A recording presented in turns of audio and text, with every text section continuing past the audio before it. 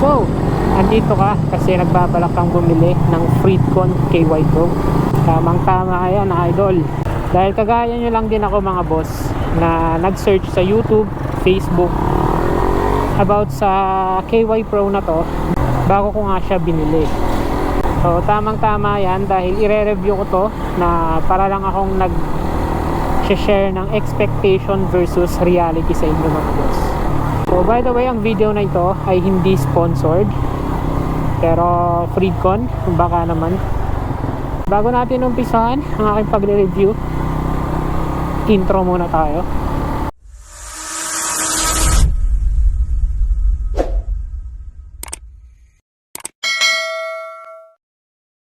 So ayan, unahin natin ang expectation ko sa kanyang physical appearance mga boss. Dahil based sa mga videos na napanood ko sa YouTube, sa mga pictures na nakita ko sa Facebook, in-expect ko na etong KY Pro is para lang siyang literal na plastic. Yun yung physical appearance niya mga boss, na nilagyan lang siya ng mga arte-arte para magmukhang maganda. Pero actually nung nakuha ko na siya guys, yung physical appearance niya is plastic nga siya, pero meron siyang mga boss, meron siyang parang rubber na makapit, and yun yung nagbibigay sa kanya ng pagka-premium niya mga boss. Kaya yung expectation ko ibang iba no, sa na-receive ko na product. Kaya pala sinabi nila sa mga videos na ang premium niya tignan, which is totoo nga mga boss. And isa sa nagpaganda sa kanya is yun nga, yung hindi ko kasi alam kung anong tawag doon sa texture na yun, na para siyang rubber na makapit. Kaya hindi siya actually mukhang mumurahin. So yung forma na itong KY Pro is simple lang. Maganda pero simple lang. Although yung likod niya, yun na yung mga boss, literal na plastic lang siya. Yun na yung doon na napunta yung expectation ko.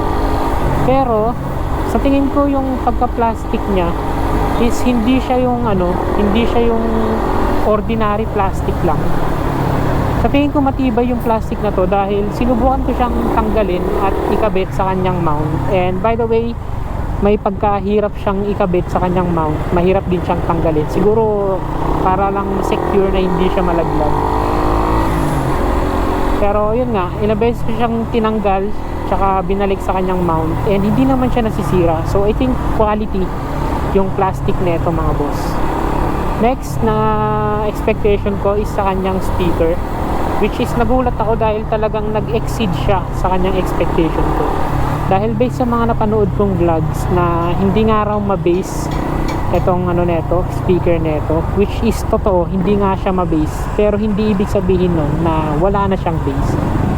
Dahil actually maganda siya mga boss. And dahil nga sa mga videos na napanood ko online, in-expect ko sa kanya na para lang siyang mumurahing earphones na nabibili natin kahit saan, na kapag ginamit mo, nagpatugtog ka ng mga ilang oras, is parang masakit na siya sa tenga. Well, iba to mga boss. Iba siya. Mas maganda siya sa mga nabibili na yon. Kaya hindi ko nga siya pwedeng sabihin na pangit. Hindi ko rin siya pwedeng sabihin na sobrang ganda. At hindi ko rin siya pwedeng sabihin na sakto lang. Actually, maganda siya. Kaya nire-rate ko talaga to ng 8 out of 10 mga boss. Na nag-exceed talaga siya sa expectation ko. Na kahit nagpatugtog nga ako dito ng mahigit isang oras, okay lang, hindi siya masakit sa tenga tulad ng mga mumurahin ng mga hindi tulad ng mga mumurahin na nabibili kahit saan lang. Maganda mga boss, nag-exceed siya sa expectation ko pagdating sa speaker niya. And then next, pag-usapan naman natin yung mga features niya mga boss. So itong Freedcon na KY Pro is pwede siyang i-connect up to 6 riders, which is okay na rin kung meron kayong group ride na hindi lalagpas sa 6. Ang isa pang features niya is water resistant na rin siya mga boss. Although hindi siya waterproof, water resistant lang siya. Pwede lang siya pag umuulan, ganyan. Pero hindi siya pwedeng ilubog sa tubig. Dahil pag pwedeng ilubog sa tubig, waterproof na yung mga ganun. So water resistant lang siya mga boss.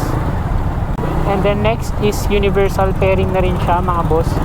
Although binanggit din sa mga vlogs, which is hindi ko pa natetesting, na kapag universal 1:1 na lang siya, hindi na siya pwedeng up to 6 riders mga boss.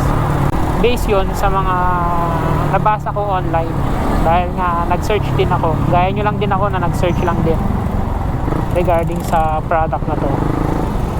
Ang isa pa is yung kanyang music share. Actually nung nag-chat ako kay Freedcon, dahil nung binili ko to, nagpasabay yung tropa ko ng T-Max S Pro.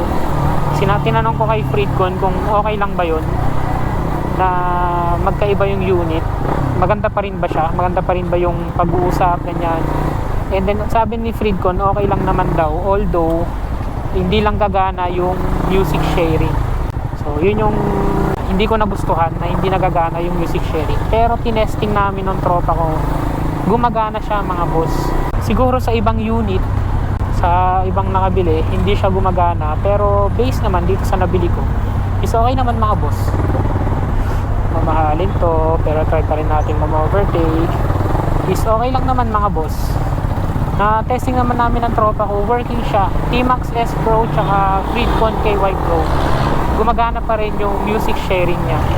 Next, ang isa pa na meron dito sa KY Pro, na sabi nila sa mga bagong unit daw ng KY Pro is tinanggal na raw yung kanyang FM radio, dahil sa mga luma lang daw yon meron.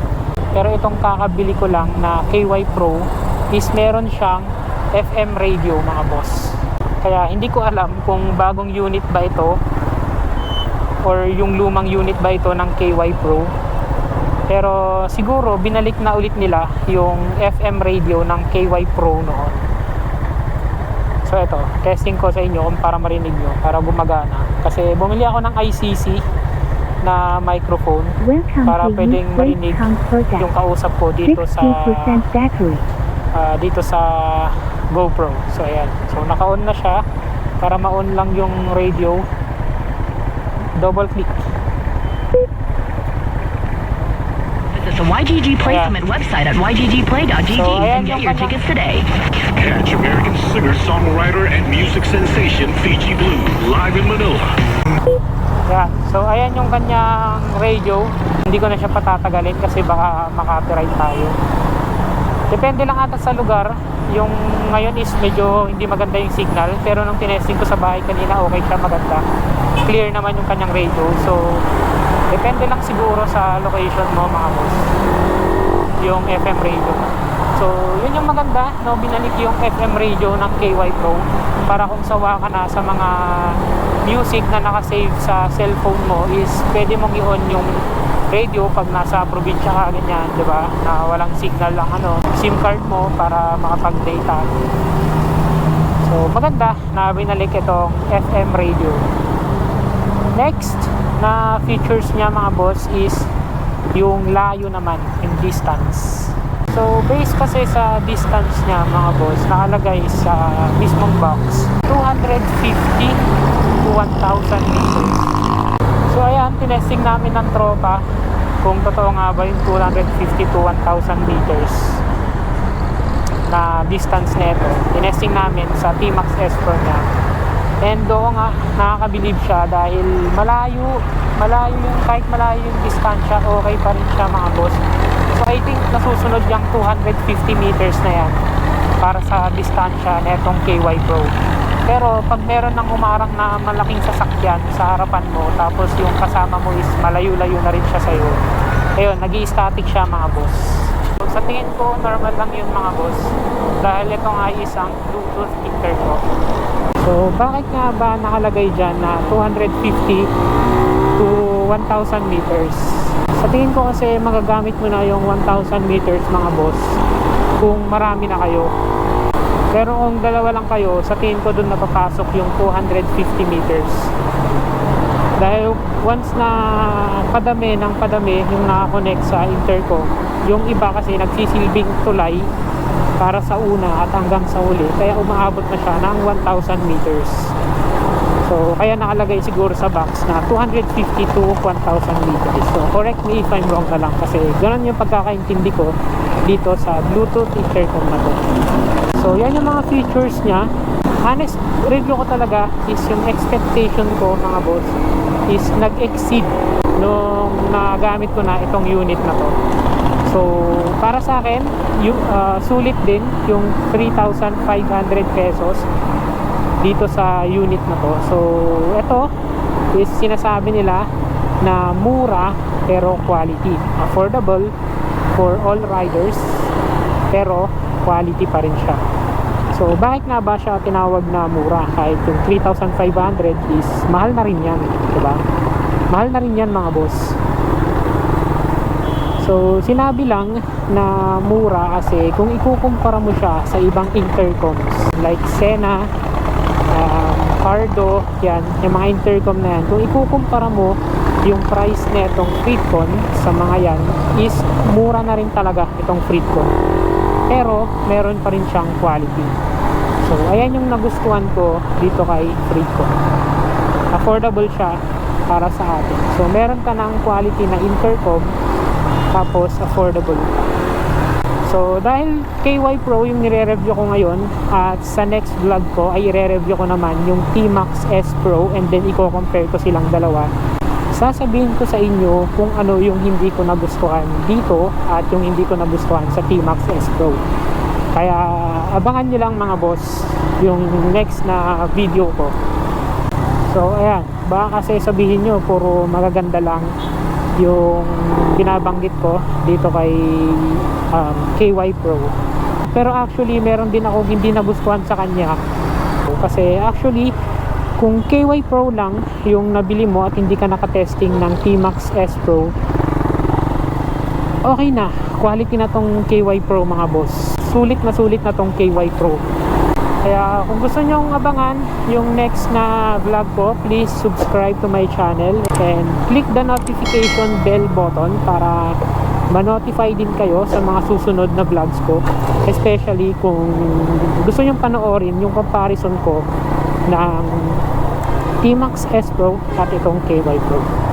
Maraming salamat guys, see you on my next vlog. I know you told your friend you're not okay. And tell me what's wrong.